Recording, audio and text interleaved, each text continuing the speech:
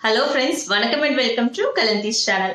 இன்னைக்கு என்ன வீடியோ அப்படின்னு பாத்தீங்கன்னா வரப்போற விநாயகர் சதுர்த்தி அன்னைக்கு நம்ம செய்ய போற கொழுக்கட்டை ரெசிபி வீடியோ தான் பார்க்க போறோம். கொழுக்கட்டை வழக்கமா செய்யற மாதிரி கிடையாது. இன்னைக்கு வந்து நம்ம ஆந்திரா ஸ்பெஷல் ரைஸ் ரவா கொழுக்கட்டை தான் பார்க்க போறோம். அரிசி ரவை எப்படி ஃப்ரெஷ்ஷா வீட்லயே ரெடி பண்ணி எப்படி கொழுக்கட்டை செய்யலாம்னு பார்க்கலாம். வழக்கமா ஒரே மாதிரி அரிசி மாவுலயே வருஷம் வருஷம் செய்யறப்போ நம்ம செய்யறவங்களுக்கு கொஞ்சம் போர் ஆகும். சோ இந்த மெத்தட் வந்து கொஞ்சம் இன்ட்ரெஸ்டிங்கா இருக்கும், டேஸ்டும் வந்து கொஞ்சம் வித்தியாசமா இருக்கும். சோ இந்த முறை விநாயகர் சதுர்த்திக்கு இந்த கொழுக்கட்டை உங்க வீட்டுல செஞ்சு பாருங்க.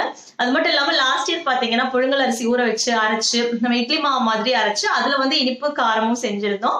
அந்த கொழுக்கட்டையோட வீடியோட லிங்க்கும் வந்து இந்த வீடியோ கீழே இருக்கிற டிஸ்கிரிப்ஷன் பாக்ஸ்ல ஆட் பண்றேன். சோ அது பார்க்கணும்னு நினைக்கிறவங்களும் செக் பண்ணி பாருங்க.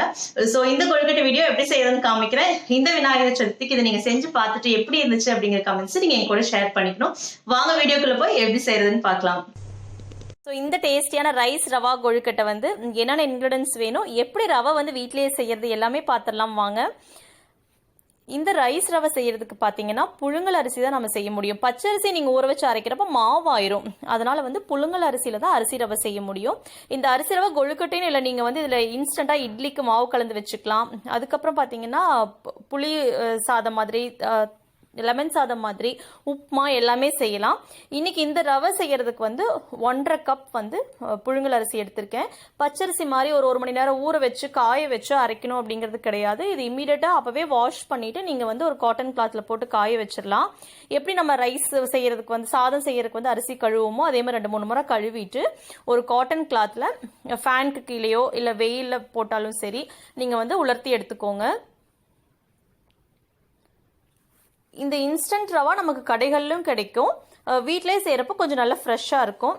நல்லா இந்த மாதிரி பழப்பழன்னு காஞ்சதுக்கு அப்புறமா மிக்சியில் போட்டு அரைச்சி எடுத்துக்கோங்க. ரவை பாருங்க இப்படிதான் இருக்கும். நம்ம வெள்ளை ரவை இருக்கு இல்லைங்களா, அதை விட கொஞ்சம் பெருசாக இருக்கும் அந்த கிறிஸ்டல்ஸ் ஒன்றும். ஸோ இந்த மாதிரி ரவை செஞ்சு நம்ம ஸ்டோர் பண்ணி வச்சுக்கிட்டா உளுந்து ஆட்டி இது கூட வந்து அரிசி கலந்து நம்ம இட்லி மாதிரியும் செய்யலாம். இன்னைக்கு 1 கப் எடுத்திருக்கேன். இந்த கப்பில் அதை வந்து கொஞ்சம் நல்லா கையில் தாங்குற அளவுக்கு சூடு வர அளவுக்கு வறுத்து எடுத்து வச்சுக்கோங்க. ரொம்ப வறுக்கணுங்கிற அவசியம் இல்லை. ஸோ வறுத்தாச்சு. இந்த கப்பில் 1 கப் ரவைக்கு 2 கப் தண்ணி. தண்ணியோட மெஷர்மெண்ட் வந்து ரொம்ப முக்கியம். நீங்கள் இந்த கொழுக்கட்டை செய்கிறப்போ 1 கப்புக்கு 2 கப் தண்ணி கண்டிப்பாக எடுக்கணும். எந்த கப்பில் மெஷர் பண்ணுறீங்களோ அந்த கப்பில் தண்ணி எடுத்துக்கோங்க. கொஞ்சம் உப்பும் போட்டுருங்க. தண்ணி கொதிச்ச அப்புறமா நம்ம உப்புமாலாம் எப்படி செய்வோம், தண்ணி கொதிச்சதுக்கப்புறம் உள்ளே போட்டு கண்டினியூஸாக கிளறுவோம் இல்லைங்களா, அதே மாதிரி இந்த அரிசி ரவை வந்து உள்ளே தூவிட்டே அப்படியே நீங்கள் வந்து கிளறிக்கோங்க. ஒரு மீடியம் ஃப்ளேமாக வச்சுக்கோங்க. நல்லா இந்த மாதிரி மிக்ஸ் பண்ண அரிசி நல்லா வெந்து இங்கே பாருங்கள் இந்த மாதிரி உப்புமா மாதிரி வந்துடும். இது வந்து 3/4 பாகம் வந்து அரிசி இதுலயே வெந்துடும். பாருங்க நல்லா கெட்டி ஆயிடுச்சு. இதுதான் உப்புமா கன்சிஸ்டன்சி. இதுதான் வந்து கரெக்டான பதம். இந்த ஸ்டேஜ் வந்ததுக்கு அப்புறம் நம்ம ஸ்டவ்ல இருந்து இறக்கி வச்சு இதை ஆற வச்சிடலாம்.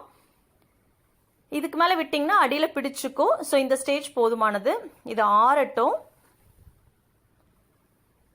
இது ஆறுறதுக்குள்ள வந்து நம்ம உள்ள ஸ்டஃப் பண்ணக்கூடிய பூர்ணத்தையும் ரெடி பண்ணிடலாம். ஒரு பேன்ல நெய் ஊற்றி முந்திரி பருப்பு, அதுக்கப்புறம் தேங்காய் பூ இது நல்லா வறுத்துட்டு கூட வந்து வெள்ளைத்துருவலோ இல்லை நாட்டு சர்க்கரையோ ஏதாவது ஒன்று சேர்த்துக்கலாம். நான் வெள்ளைத்துருவல் தான் சேர்க்குறேன். கூட ஏலக்காய் தூளும் சேர்த்துக்கலாம். உங்களுக்கு இன்னும் நல்லா ரிச்சாக வேணும்னா எள்ளு, நிலக்கடலை இதெல்லாம் பவுடர் பண்ணி சேர்க்கலாம். நட்ஸ் பவுடர் பண்ணி சேர்க்கலாம். இது உள்ள ஸ்டஃபிங் வந்து அவங்கவுங்களுக்கு எது கன்வீனியன்ட்டோ அதை பண்ணிக்கலாம். இப்போ வந்து மாவு ஆறிடுச்சு. கொஞ்சம் தேங்காய் எண்ணெய் கையில் விட்டுக்கிட்டு ஒன்று சேர்த்து பிசைஞ்சிருங்க. நம்ம இன்னைக்கு வந்து மோல்டு யூஸ் பண்ணி செய்ய போகிறோம். வீடியோட கடைசியில் வந்து உங்களுக்கு மோல்டு இல்லாமல் எப்படி செய்யறதுன்னு காமிச்சிருக்கேன், நீங்கள் பார்த்துக்கோங்க. நான் இந்த மாதிரி மோல்டு வந்து எல்லாம் அழகழகான ஷேப்பில் கிடைக்குது. ஸோ மோல்டில் செய்யலாமேன்னு இந்த மோல்டு எடுத்திருக்கேன். உள்ளே எண்ணெய் தடவிக்கோங்க, தேங்காய் எண்ணெய் தடவிக்கோங்க. அந்த ஃப்ளேவர் வந்து நல்லா இருக்கும். சுத்தமான தேங்காய் எண்ணெய் இருந்தால் அது பூசிக்கோங்க. தேங்காய் எண்ணெய் பூசிட்டு இந்த மாதிரி உள்ள லீஃப் மாதிரி இருக்குல்லையா, அதை லாக் பண்ணிக்கோங்க. மோல்டு உள்ள லீஃப் மாதிரி இருக்கிற இடத்துல வந்து அந்த 3 பாகத்துலையுமே நல்லா ஸ்டஃப் பண்ணிக்கோங்க. நடுவில் வந்து கேப் பண்ணிட்டு சுற்றியும் அந்த வாலில் வந்து நீங்கள் நல்லா ப்ரெஸ் பண்ணி விட்டுக்கோங்க. நடுவில் வந்து ஸ்பேஸ் பண்ணிக்கோங்க. அந்த பூர்ணத்தை உள்ள ஸ்டஃப் பண்ணிடலாம். எக்ஸஸாக சைடில் வரது எல்லாமே எடுத்துடலாம். பூர்ணம் ஸ்டஃப் பண்ணிட்டு மறுபடியும் பேக் சைடு வந்து சீல் பண்ணிடலாம்.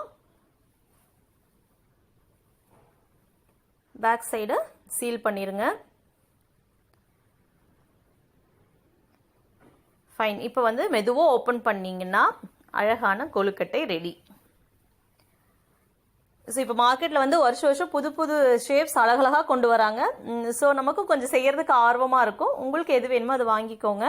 ஸோ இப்போ இதே மாதிரி மீதி உள்ள மாவையும் இதை செஞ்சு வச்சுக்கிட்டு அதுக்கப்புறமா நம்ம ஆவியில் வேக வச்சு எடுத்துக்கலாம். அந்த மாதிரி மோல்டெல்லாம் இல்லைன்னா நம்ம கவலைப்பட வேண்டியதில்லை. இந்த மாதிரி கையில் வந்து மாவு எடுத்து நடுவில் குழியாக வச்சுக்கோங்க. குழி பண்ணிட்டு உள்ளே வந்து நடுவில் பூர்ணத்தை ஸ்டஃப் பண்ணிக்கோங்க. இப்போ மறுபடியும் மேலே உள்ள வந்து மாவை ஜாயின் பண்ணி நம்ம லட்டெல்லாம் உருண்டை பிடிப்போம் இல்லையா, அந்த மாதிரி வந்து 2 கையில் வச்சு அமுத்தி அப்படியே உருண்டை பிடிச்சிருங்க. இது வந்து சுலபமாக மோல்டு இல்லாமல் செய்கிறவங்களுக்காக. ஸோ மொத்தமாக எல்லா மாவுமே நீங்கள் இந்த மாதிரி மோல்டில் ஒரு ஷேப் பண்ணி வச்சுட்டு அதுக்கப்புறமா இட்லி தட்டத்தில் வச்சு வேக வச்சுக்கோங்க. 3/4 பாகம் வந்து வெந்துருச்சு, அதனால் ரொம்ப டைம் எடுத்துக்காது. ஒரு medium flame to low to medium ஃப்ளேமில் ஒரு 10 நிமிஷம் வேக வைங்க போதும். என்ன டிஃப்ரென்ஸ் இந்த கொழுக்கட்டைக்கும் நம்ம அரிசி மாவில் பச்சரிசி மாவில் செய்கிற கொழுக்கட்டைக்கும் பார்த்தீங்க, பச்சரிசி மாவில் செய்கிற கொழுக்கட்டை வந்து நேரம் ஆகிறப்போ வந்து உங்களுக்கு அது இறுகிரும், ஹார்டாக இருக்கும். புழுங்கல் அரிசி வந்து எவ்வளோ நேரம் கழிச்சு நம்ம சாப்பிட்டா கூட சாஃப்டாக நல்லா உதிரியாக இருக்கும். அந்த பஞ்சாட்டவே இருக்கும் உங்களுக்கு. சாப்பிட்றப்ப வந்து அந்த ஹார்டான ஃபீல் வராது. ஸோ எப்பவுமே வழக்கமாக ஒரே முறையில் நம்ம செஞ்சு பார்க்காம ஒவ்வொரு வருஷம் வித்தியாசமாக செய்கிறப்போ நம்ம செய்யறதுக்கு ஒரு ஆர்வம் இருக்கும். ஸோ இந்த முறை வர விநாயகர் சதுர்த்திக்கு நீங்கள் இந்த மாதிரி கண்டிப்பாக புழுங்கல் அரிசி ரவா கொழுக்கட்டை செஞ்சு பாருங்க. எல்லாருக்குமே ரொம்ப பிடிக்கும். இந்த வீடியோ செஞ்சு பார்த்துட்டு எப்படி இருந்துச்சு அப்படிங்கிற கமெண்ட்ஸையும் நீங்கள் எங்க கூட ஷேர் பண்ணிக்கோங்க. புழுங்கல் அரிசியில் செய்கிற இனியொரு மெத்தட் கொழுக்கட்டையோட லிங்க்கும் வந்து இந்த வீடியோட டிஸ்கிரிப்ஷன் பாக்ஸில் ஆட் பண்ணிட்டு நீங்கள் அதையும் செக் பண்ணி பாருங்க. மறக்காம கலந்தீஸ் சேனல் லைக் பண்ணுங்க, ஷேர் பண்ணுங்க, சப்ஸ்கிரைப் பண்ணுங்க. தேங்க்ஸ் ஃபார் வாட்சிங் கலந்தீஸ் சேனல். தேங்க்யூ.